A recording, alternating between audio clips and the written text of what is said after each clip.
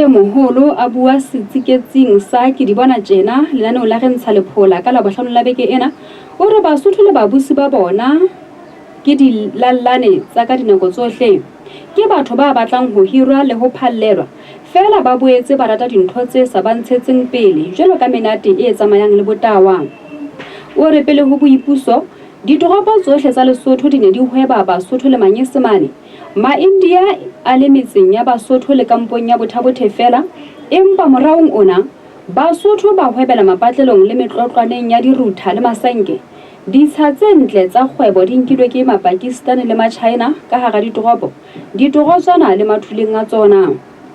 Morena Sebonomoya o re dilemong tse 40 tse fetileng banna ba diphaka dintle ba neng ba ile ba lelekwa merafong ya Afrika Borwa ba ile ba fuwa mokgwa wa ho tla iqalla kgwebo le temo ke NUM.